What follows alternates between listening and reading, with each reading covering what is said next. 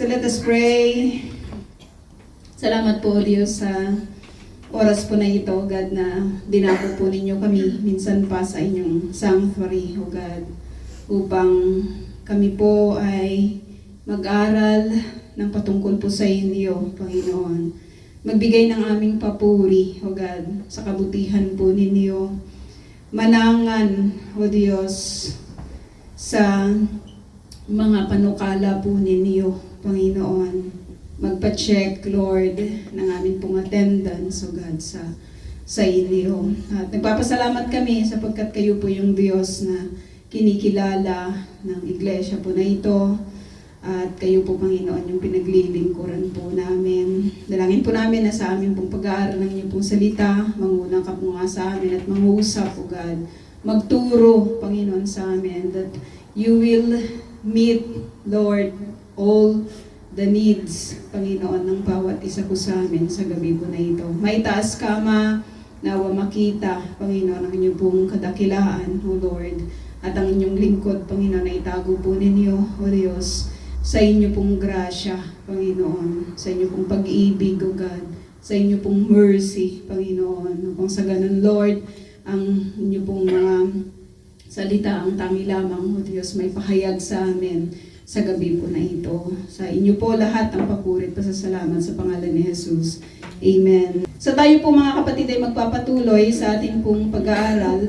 Nandito pa rin po tayo sa book ng Matthew.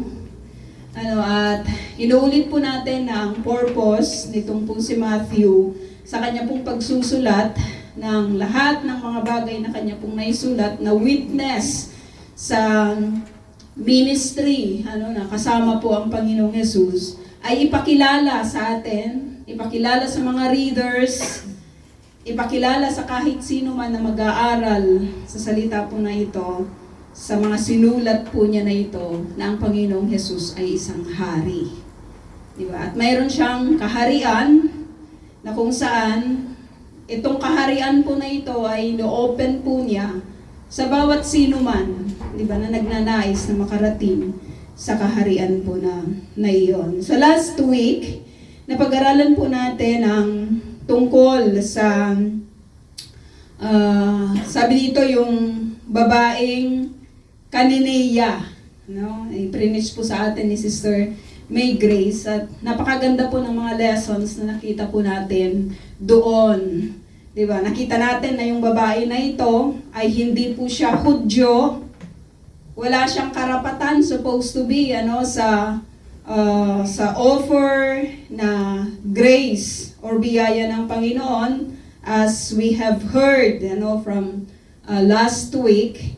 Pero nakita po natin na ang babae po na ito, kahit hindi po siya Hudyo, ay punong-puno po siya, 'di ba, ng pananampalataya. Grabe yung kanyang pananampalataya, mega faith yung meron sa kanya. Hindi lang basta maliit, 'di ba? Nakatulad ng butil ng mustasa, kundi sabi ni Jesus sa kanya, 'di ba, napakalaki, 'di ba, ng kanyang pananampalataya. So kung tatanungin natin, paano ba magkaroon ng malaking pananampalataya? Paano ba magkaroon ng kasing laki ng pananampalataya ng babae po na ito? So inisa-isa po sa atin ni Matthew yung mga na witness po niya, 'di ba? Tungkol sinulat din po ito ni Mark sa Mark 7 na kung saan kung gusto po nating magkaroon ng malaking pananampalataya, pakisabi nga po sa inyong katabi, malaking pananampalataya. With feeling. Malaking pananampalataya. With matching laki ng mata. Malaking pananampalataya. Ay, hindi lang yung gumaganon tayo sa langgam. Diba? Malaking pananampalataya. Paano po ba tayo magkakaroon ng malaking pananampalataya? Diba, nakatulad po ng babae po na ito, no? So, napag-aralan po natin na kung gusto po nating magkaroon ng malaking pananampalataya, dapat siguraduhin natin na yung pinagbibigyan natin at pinaglalaanan natin ng pananampalataya ay walang iba kundi ang Panginoong Jesus. Lumapit siya sa Panginoong Jesus, di ba? Hindi siya lumapit sa mga dinudiyos ng mga kaniniya. So probably, lumapit na siya doon ng matagal na panahon. Pero wala ni isa man na nakapagpagaling doon po sa kanyang anak. So kung gusto pala natin na magkaroon ng malaking pananampalataya, dapat it must be properly directed to the Lord Jesus Christ. Marami kasing pinananampalatayaan ngayon ng tao, di ba? Katulad ng mga bumihag, ang pananampalataya nila ay nasa A nila, tsaka yung akbar. Di ba? Nandun yung kanilang pananampalataya. Maraming pinanampalatayaanan, di ba? Kinanta ko kanina, out of nothing, I believe I can fly. Di ba? That's a nonsense. Di ba? Kasi alam ko na hindi ako pwedeng lumipad. Di ba? Ano pa yung mga pinanampalatayanan ng iba? Di ba? Pero ang babaeng ito, wala siyang ibang nilapitan, kundi ang Panginoong Jesus. Yun pala ang reason kung paano siya nagkaroon, paano nabanggit ng Panginoong Jesus na siya po ay nagkaroon ng malaking pananampalataya. Tapos nakita rin natin na napaka-repentant niya. Diba? Napaka-humble niya. Napaka-persistent niya. Kaya sabi ko, Lord, diba? Madali lang kasing sabihin yung pananampalataya eh. Pero meron po ba tayong ganito? Na persistent tayo sa faith natin, whatever may it happen. Diba? Katulad ng kinanta po ni Ate Bel, na kahit ano yung meron ka, may ubo ka man, may sipon ka man, masakit man ang baywang mo, masakit man ang likod mo, di ba? Masakit man ang mata mo, masakit man ang isip mo, masakit man ang puso mo. Ha? Masakit pa ang bulsa mo. Hindi nawawala yung iyong pananampalataya sa Panginoon. That He will make all things beautiful in His time. So napaka-humble ng babae po na ito. Kung kaya't sinabi po ng Panginoong Jesus, napakaganda na nagbibigay din po siya ng respect, di ba? At pagtingin sa Panginoon. Ilang beses siyang ni-reject ng Lord, di ba? As a sign of her testing, di ba? Sa babae po na ito. Pero nakita natin that he keeps on begging the Lord. Di ba? Sumisigaw siya. Hindi narindi ang Panginoon sa sigaw niya. Ang narindi sino? Yung mga disciples. Sabi niya, pagalingin niyo na kasi siya, Lord, kasi nakakarindi na siya. Diba? Sumisigaw siya. Pero nakita natin that at the end, pinuri po siya ng Panginoon sa kalakihan ng kanyang pananampalataya. So it's the same setting, yung ating pong papag-aralan ngayon, yung binanggit po ni Sister May Grace the last time, na yung setting, importante po yun every time na tayo po ay nagbabasa sa scripture, yung kung saan po naganap yung pangyayari po na ito. So nabanggit sa atin dito po sa verse 21, last time, na pumunta si Jesus sa lupaing malapit sa Tiro at Sidon. Sa Ilocano, iba yung Tiro eh. Diba? Pag sinabi mong Tiro, diba? Batuhin mo yun, no? Pero Tiro ang tawag dito, Tyre and Sidon. Saan po itong banda sa kapanahunan po na ito? Lebanon. Diba? It's Lebanon. Malapit lang dyan siya banda kasi ang ministry po ng Panginoong Jesus ay dyan, sabi ko, saan ba? Doon. No, ay sa Galilee. No, so, this is the setting. Nandun siya sa isang lugar na kung saan it is considered to be a pagan place. Hindi lugar ng mga Hudyo. Lugar ng mga Gentiles. Pumunta si Jesus doon. Anong gagawin niya? Doon po sa lugar ng mga Gentiles. 29, sabi dito, pagkaalis doon, naglakad si Jesus sa tabi ng lawa ng Galilea. So, from Tyre and Sidon, doon sa area na yon, sa boundary marahil, walang nakakaalam sa specific na location po nito, bumalik ang Lord, naglakad lang siya, papunta sa tabi ng lawa ng Galilea.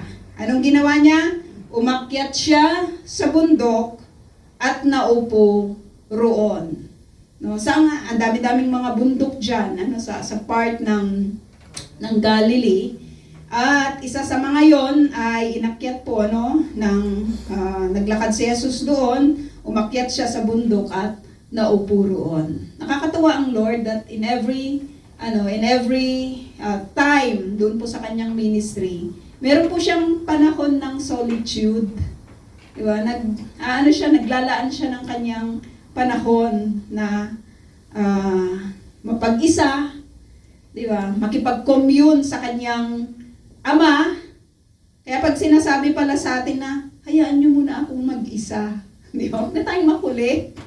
Diba? Kasi minsan makulit tayo eh. Diba? Gusto natin laging may kasama. Pero si Jesus, naglalaan siya ng time, diba? Para mag-isa at mapag-isa,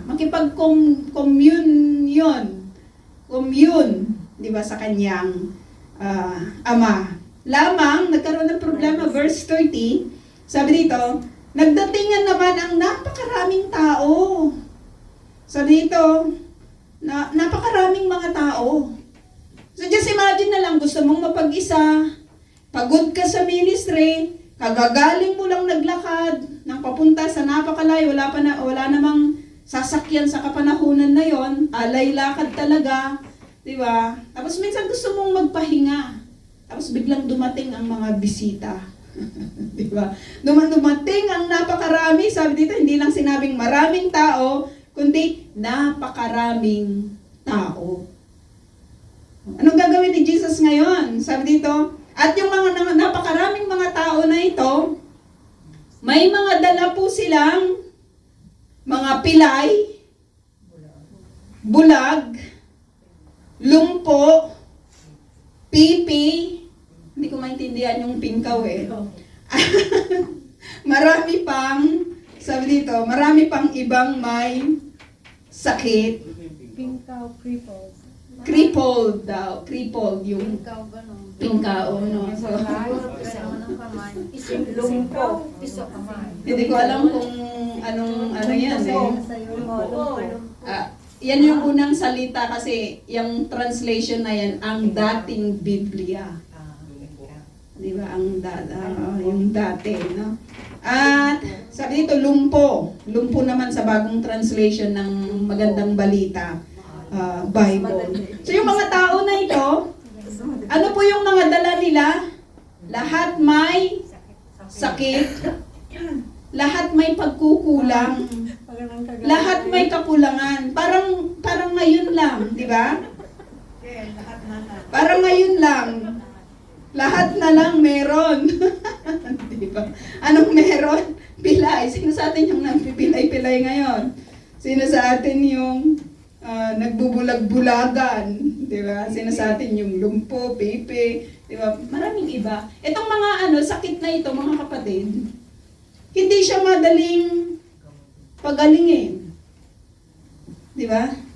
Yung pilay, it will take time. Ito, napilay yata itong, sabi nila, kung papalarin mga 1 taon, o kaya more than pa. Brother Bernie, ilan taon na po yung iyo? If you done, 3 years na. Di ba? 1 year na itong sa akin. Sa inyo po. Sa inyo. Awa ng Diyos daw, wala naman, no? At yung bulag, hindi siya madaling pagalingin. Imposible namang hindi nag-consult ang mga tao po na ito ng ibang manggagamot. Di ba? Kasi ang iisipin mo kapag ikaw ay may karamdaman, maghahanap ka ng magpapagaling sa iyo. Itong lumpo, hindi rin siya madaling pagalingin. 'Di ba? Lalo na yung pipi. Paano mo 'yun pagagalingin? 'Di ba? At sabi dito, hindi na ini-specify, laging ganito po si Matthew. Hindi siya nag-explain ng mabuti. Ang sinabi niya, at marami pang may sakit, no? So kung ano-ano pa yung mga ibang mga sakit na dala po ng mga tao po na ito, pero ni-specify po niya yung mga sakit na hindi siya madaling pagalingin. No, inisa-isa po niya yon. At sabi dito, dinala nila ang mga ito sa paanan ni Jesus. Dinala nila ito sa paanan ni Jesus. So, one thing na makikita po natin dito, yung binanggit ko po kanina, in connection to that Canaanea na babae, properly directed kay Jesus yung kanilang move. Hindi sila pumunta sa iba. Hindi sila pumunta dito kay Peter, baka pwedeng pagalingin mo ako. Hindi kay Andrew, baka pwedeng pagalingin mo ako. Madami 'di ba yung mga nilalapitan sa kapanahunan po na ito para gumaling or magpagaling. Pero yung mga tao po na ito, ang nilapitan po nila ay ang Panginoong Jesus. At anong nangyari? Pinagaling sila ni Jesus. At sila'y pinagaling niya. Pag sinabi natin pinagaling, mga kapatid, yung pilay na dumating, umuwing nakakalakad. Yung bulag na dumating, umuwing nakakakita. Di ba? Yung lumpo, nakakalakad, nakakatayo. Itong pipi nagsasalita. Di ba? At yung mga iba pang mga may sakit na hindi po pinanggit, si Jesus, yung kanilang naging healer. Si Jesus yung kanilang naging healer. Hindi na hindi natin nakita na may mga, anong tawag doon, yung mga orasyon na nangyari. O kaya sinabi ni Jesus na, bumalik kayo in 2 days. Diba? At tingnan natin kung gumaling kayo. Katulad na, may mga sessions, no? Hindi. Agad-agad pinagaling sila ng Panginoong Jesus. Anong makikita po natin dito, mga kapatid? Na ang Lord ay meron po siyang puso sa mga taong naghihirap. Kasi mahirap yung mabulag, mahirap yung mapilay, mahirap yung malumpo, mahirap yung mapipi. Diba? Gusto ng Lord na magkaroon po ng kagalingan ang bawat isa na lumapit, diba, sa Kanya. Verse 31, anong response ng mga tao? Sabi dito, ano pa't nangagtaka ang karamihan, diba? Kaya't namangha ang mga tao nang makita nilang nakakapagsalita na ang mga pipi. Bigla-bigla, kung kayo po yung maka-experience ng ganito, mga kapatid, hindi yung minamagic-magic lang sa kapanahunan na ito, di ba? Yung pipi talaga, pipi siya eh. Kung maliit yung kanyang bibig, biglang nadugtungan niya, maliit yung kanyang dila, nadugtungan ang kanyang dila para siya ay makapagsalita. Walang ibang pwedeng gumawa ng ganong bagay maliban sa isang makapangyarihan. At dito pinakita po ng Lord yung kanya pong kapangyarihan. No? Kung maghahanap ka ng mga evidences, written evidences, tapos may mga witnesses siya sa kapanahunan po na yon, perfect na perfect talaga ang Panginoong Jesus. Diba? Recorded yan. Written yan. Diba? Sa ilang taon na, diba, yung nakakaraan. Kaya minsan pag sinasabi nila anong ebidensya mo, ang dami dito sa scriptures, nang patungkol sa Panginoon. Nagsasalita ng mga pipi, gumaling ang mga lumpo, nakakalakad na ang mga pilay, at nakakakita na ang mga bulag. Kaya ano ang response ng mga tao po na ito? Sabi po dito, pinuri nila, niliwalhati nila ang Diyos ng Israel. Yan lang naman ang pwedeng i-response sa yung pagiging grateful sa Panginoon. Walang iba kasi ang laging goal ng ministry, even in this church, dapat ang goal natin is to always worship that God, no? Sa lahat, minsan may mga travel goals tayo, di ba? Ang dami nating mga goals sa buhay. Pero dapat priority ng bawat isa po sa atin, ng goal ng lahat ng ating pong ginagawa is to worship the Lord. Diba? It's all worship. 32, sabi dito, tinawag ni Jesus ang kanyang mga alagad at sinabi sa kanila, nahahabag ako sa mga taong ito. Yun yung reason, yun yung talagang character, isa sa napakaganda po na character po ng Panginoon, that He is a compassionate God. So nakita natin that isa sa kanyang mga character, doon sa una nating nakita, He is a healer. Siya ay healer. Siya ay nagpapagaling. Kaya niyang magpagaling, di ba? Kaya niyang magpagaling sa kahit na anumang uri ng karamdaman. Tapos nakita natin dito, binanggit niya mismo sa kanyang mga bibig that He is a compassionate God. Sabi niya, nahahabag ako. Yun yung reason niya kung bakit niya tinulungan itong mga tao na ito, tinulungan yung pilay, di ba, na makalakad, yung lumpo, na makatayo, yung pipi na makapagsalita, yung bulag, upang makakita, sapagkat nahahabag siya. Meron siyang compassion. Minsan, yung habag, mga kapatid, ay hindi makita, di ba, sa bawat isa po sa atin. Pero as a believer and as a servant ng Panginoong Yesus, dapat nakikita rin ito. Pag sinabi mo kasing compassion, pag sinabi mong habag, ano po ba yung ibig sabihin nun? Sabi dito, sa translation po ng English, to suffer with sympathy. To suffer. To suffer with sympathy. Makikisimpatya ka doon sa nararamdaman ng isa. No? Doon sa nararamdaman ng isa. Sabi dito, bakit nahabag ang Panginoong Jesus sa mga tao po na yon? Kasi, sabi dito, 3 araw na ngayong kasama natin sila at wala silang pagkain. 3 araw na nating kasama sila at wala silang pagkain. Isa sa mga nakikita ko po dito, mga kapatid, hindi lang concern si Jesus sa spiritual, concern din siya sa bawat kinakain. Di ba?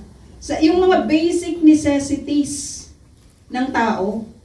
Ano po yung mga basic necessities ng tao? Kita natin dito, pagkain, yung meron. Pagkain, tirahan, kasuotan. Diba? Yun po yung mga basic necessities na hindi po binibigay sa mga bihag. Diba? Sa kapanahunan po na ito. Pero ang Lord, nakita natin, kaya pala sa prayer ni Jesus na itinuro sa mga disciples, give us our daily bread. Mahalaga sa Lord yung merong kang pagkain. Diba? Concern siya kasi sa dami, 3 araw na sabi niya, nahahabag ako sa mga taong ito. Nahabag ako sa karamihan, sabi niya. Kasi 3 araw na silang kasama natin. Nagsisipanatili sa akin at wala silang makain. Ang isang tunay na leader, di ba, concerned siya doon sa need ng mga tao. Kasi kung iba-ibang leader lang ito, di ba, sabihin niya sa mga tao, umalis na kayo. Di ba, maghanap kayo ng inyong pagkain. Pero si Jesus, nakita natin na sabi niya, di ba, na nahabag siya sa mga taong ito kasi during those times or those days na kasama niya yung mga taong ito, wala silang mga pagkain, He wanted, di ba, to give them. Sabi niya, ayaw kong paalisin sila ng gutom at baka sila mahilo sa daan. Ang sweet naman ni Jesus, di ba? sa ano lang, nakaka-amaze lang talaga ang Lord na, alam mo yun, ang dami-daming mga tao. Sabi dito, nagsidatingan yung napakaraming mga tao, 3 araw na silang magkakasama. Iniisip pa niya yung kanilang pagbalik sa kanila pong mga tahanan na wala silang mga dala, di ba, na pagkain. Sabi niya, baka mahilo sila sa daan. Grabing care yun, kapatid, ng isang Diyos na katulad po ng Panginoong Jesus. Yung iisipin niya yung concern mo. Di ba? Yung hindi ka lang basta-basta palalabasin, hindi ka lang basta-basta paaalisin without securing, di ba, yung journey mo. Yung securing yung journey, na gagawin po ng mga tao na ito. Sabi na, hindi po pwedeng wala silang pagkain. Kasi sa kanilang paglalakad, pauwi sa kanilang mga tahanan, baka sila mahilo sa daan.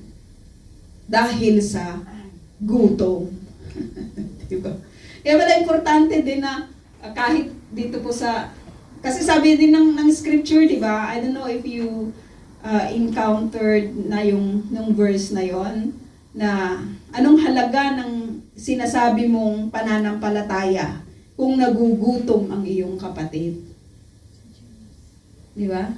Anong halaga? Oh, the Lord will provide, kapatid. Wala nga siyang makain. Di ba? Ikaw naman ang dami mong pagkain. Meron ka namang resources. Di ba? Meron ka namang pagkakataon, di ba, na magkaloob, lalong-lalo na sa Pilipinas. Napakaganda pong mag-minister sa atin, sapagkat napakarami po ng mga taong nagugutom.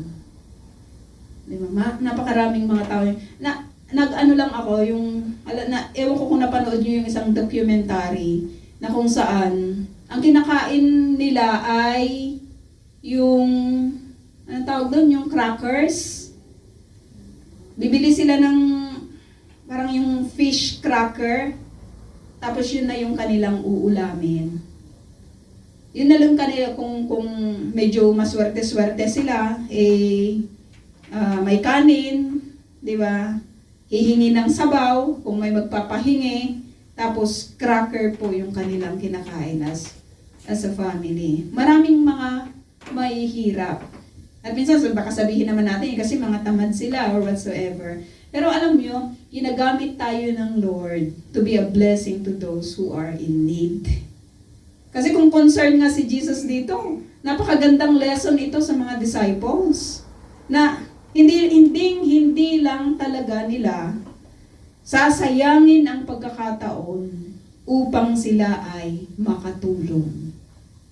Diba? Ang ating pag-abot, mga kapatid, ay marami na rin pong naabot. Diba? Salamat sa Panginoon, diba? Ang pinaka-purpose lang talaga natin din is yung mga matatanda na mabigyan po sila ng pagkain. Kasi marami sa atin, ewan ko ba kung bakit ganun po yung minsan natin doon sa Pilipinas, na kapag may katandaan na yung isang tao, parang binabaliwala na siya. May mga ganon, di ba, na mga sitwasyon, yung parang sineseparate na siya, or nilalayo na siya, iniiba na yung kanyang pagkain, iniiba na yung kanyang tahanan. Meron akong nakita na ganon ginawan lang siya ng maliit na na silungan. Wala man lang ibinigay na katre or kama. 'Di ba? Na natutulog yung matanda sa lupa. Tapos nandun na rin yung lahat, yung ihian niya, nandun na rin yung lahat ng kanyang taihan, no? Napaka sakit, 'di ba, na makakita po ng mga ganung mga bagay. Pero alam nyo, that is one of our ministry. Yung umabot po sa mga tao na may pangangailangan. 33, sabi dito, so nakita natin yung kanyang compassion, nakita natin that He is a healer. Sinabi naman ng mga alagad, saan po tayo kukuha ng sapat na pagkain para sa ganito karaming tao sa ilang na ito?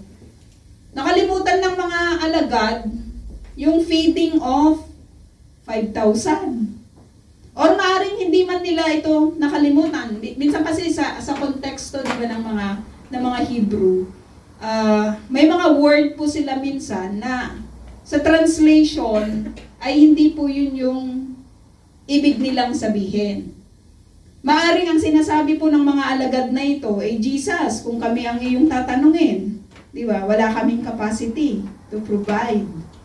Wala kaming power to provide ng ganitong karaming pagkain para sa ganitong karaming tao.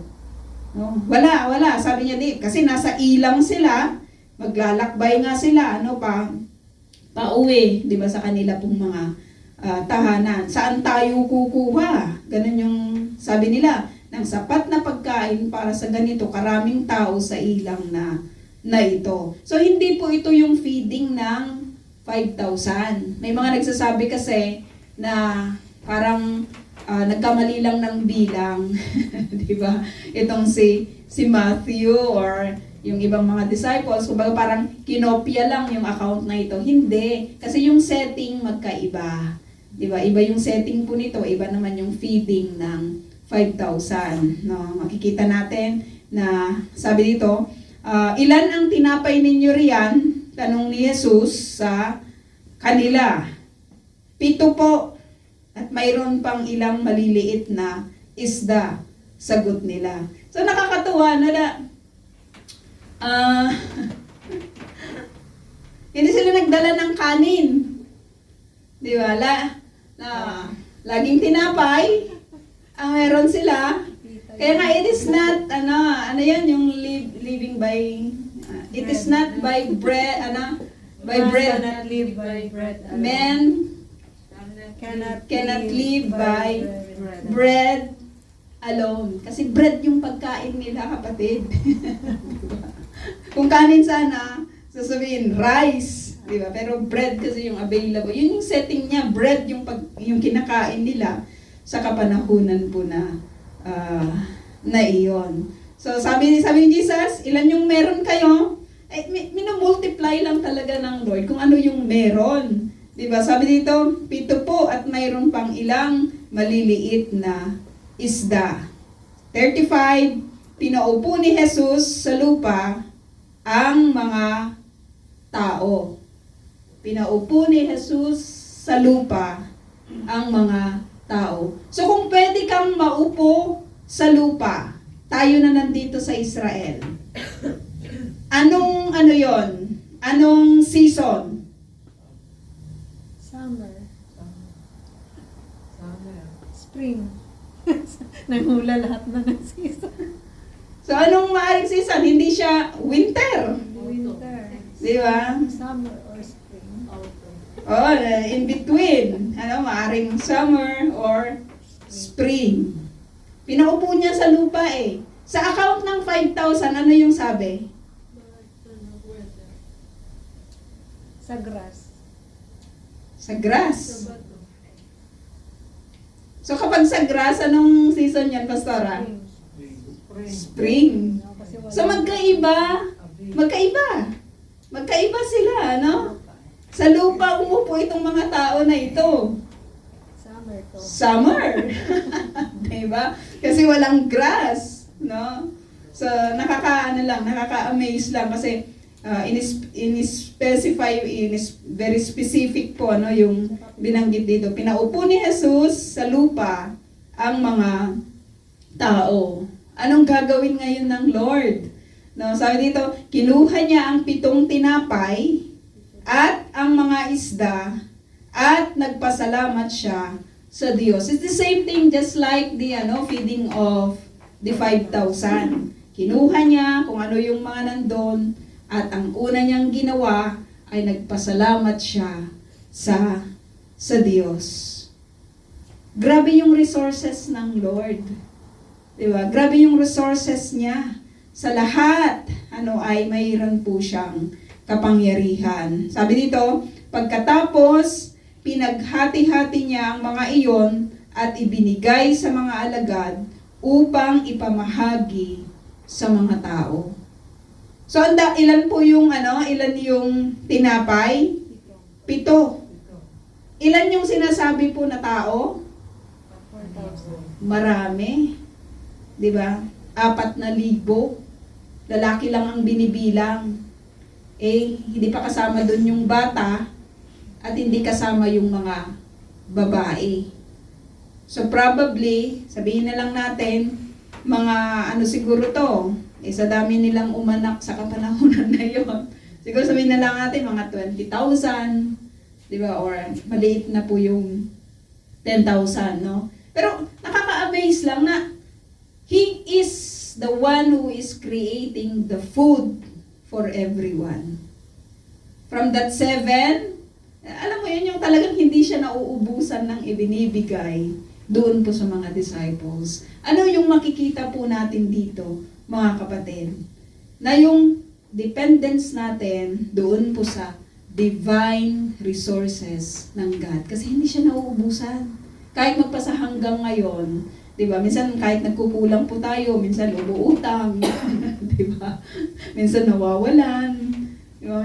Minsan sumusobra, di ba? Pero yung dependence natin sa mga resources na meron tayo, na sa mga darating pa, ay nakabase lamang doon po sa biyaya ng Panginoon. He is the one providing, di ba, for us. At nakita natin, sabi dito, ibinigay niya sa mga alagad upang ipamahagi sa mga tao. Doon sa mga divine resources ng God, merong part yung mga alagad, merong part yung mga tao to be used by that God as His servant to distribute the resources to the people. Yun pala yung ano natin, di ba? Yun pala yung talagang pagkatawag po natin. Sabi nga ng scripture, pinapagpala ka upang higit upang higit mong magamit ang lahat ng meron ka bilang pagpapala sa iba. Ganun pala yun. The more that we are being blessed by God, kasi lumalaki yung ministry natin of giving. Dumadami. Di ba? Nagiging cycle siya. Kasi naisip ko nga mga kapatid, di ba? Lahat naman ng meron tayo, hindi rin natin madadala. Di ba? Kahit gaano pa, paano ka nakakasiguro na yung mga, mga investment mo, kunyari lang, di ba, ay pangangalagaan ng mga matitira. Di ba? So just enjoy life, share the blessing, di ba? And,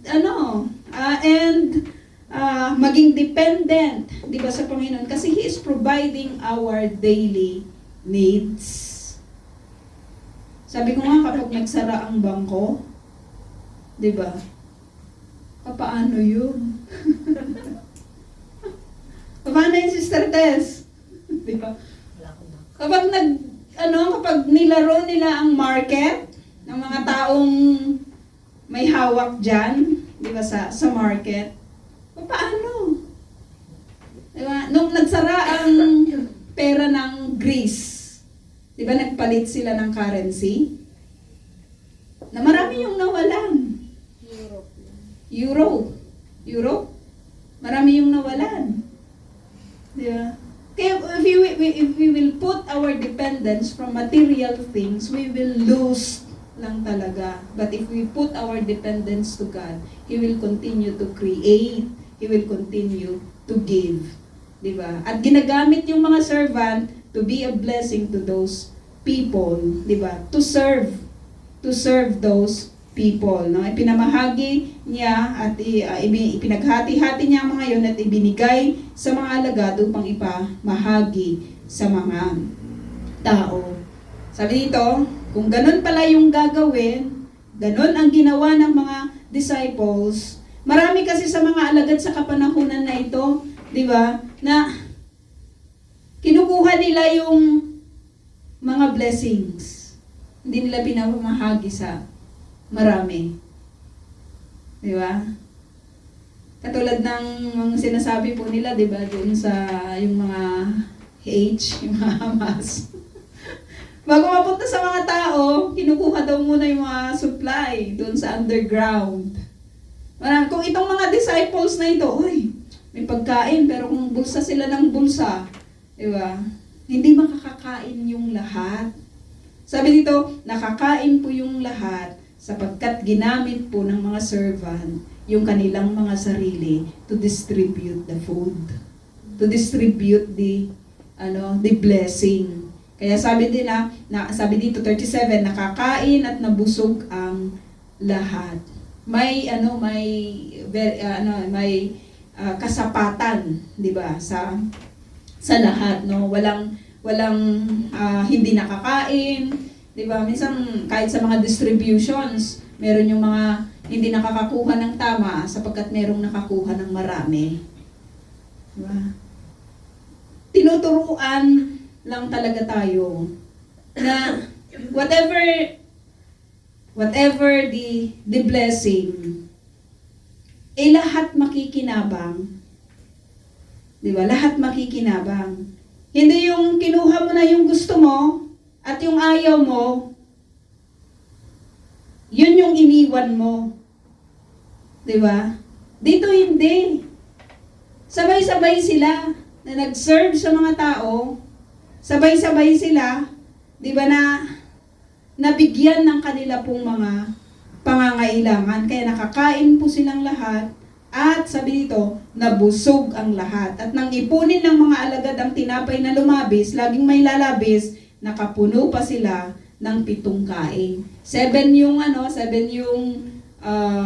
yung pinanggalingan, 7 din, 'di ba, yung natira. At sabi dito, may 4,000 lalaki ang nakakain, bukod pa sa mga babae at mga bata. Very generous ang Lord pagdating po sa kanyang pagbibigay. Napaka-generous lang talaga ng Lord kahit sa lupain na meron tayo, di ba? Tumutubo yung lahat.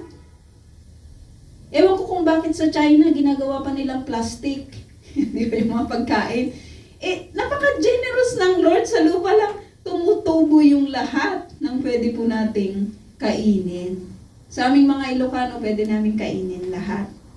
Di ba, nang pwedeng tumubo na pagkain, nakilala niya, kilala na. Di ba?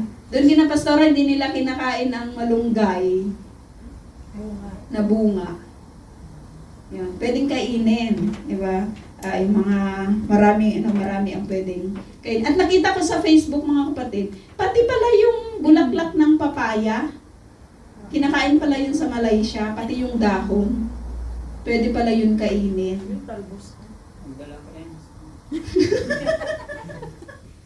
Pwede ba kayong kainin? Di ba?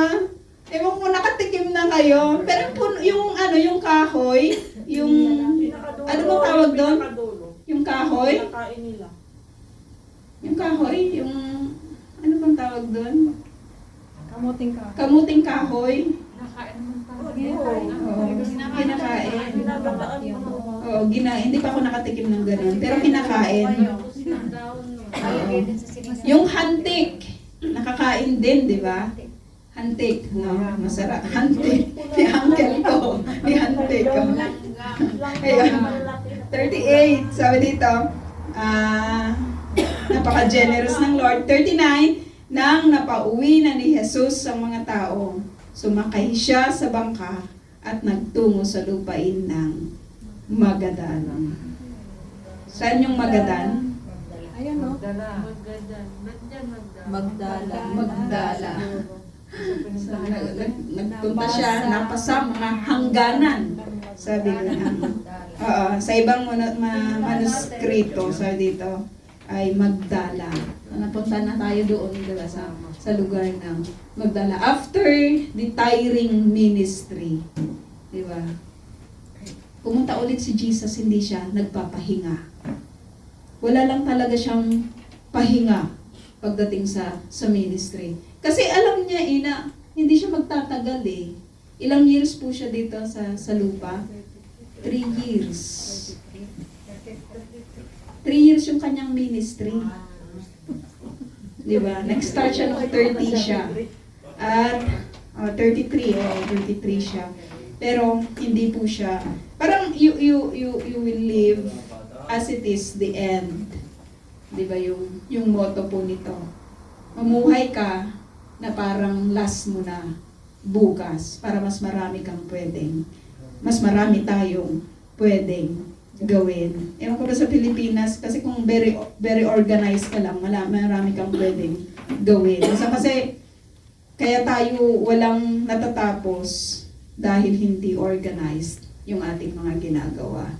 Pero kapag magiging organized po tayo, mas marami po tayong ma-accomplish.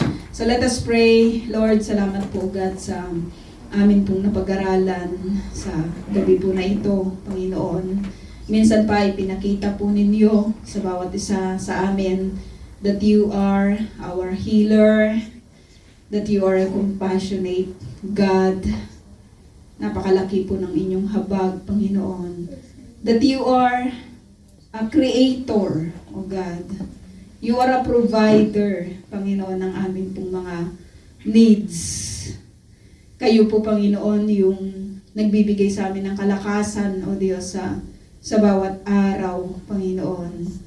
Kayo yung nagpapagaling po sa amin sa lahat ng aming mga karamdaman.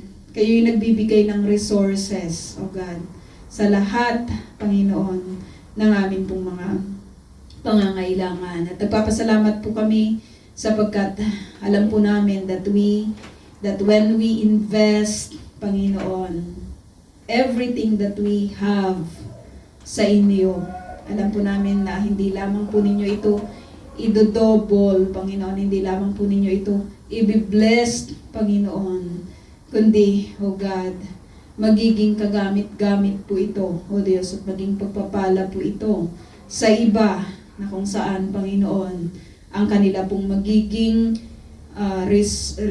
ang magiging resulta, O Diyos, ng aming pong mga gagawin ay magbibigay, Panginoon, sa inyo ng mataas na pagpupuri, Panginoon, ng mga tao na amin pong mga matutulungan.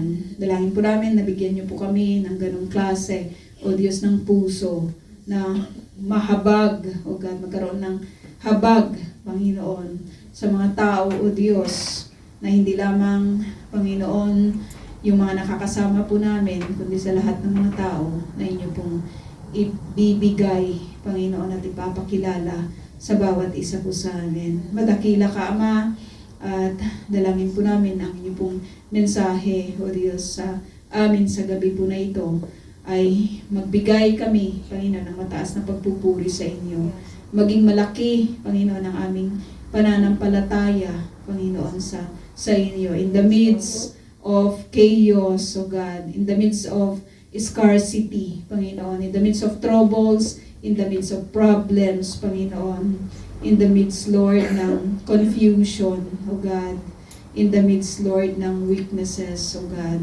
Dalangin po namin na kayo palagi, O Diyos, ang siyang maging kalakasan po namin. Kayo palagi ang aming laging titignan, Panginoon. Tulungan po ninyo kami sa aming pong pananampalataya sa lahat, Lord, ng mga maliliit po namin na ginagawa, O God, sa inyo pong kingdom, Panginoon. Alam po namin na lahat ng mga ito, O Diyos, ay inyo pong nababatid, Panginoon. And whatever we do, nakita po namin that you will multiply it, O God. Everything that we let our self, Panginoon, ourselves, Lord, na maging kagamit-gamit, O Diyos, sa inyo pong ministry.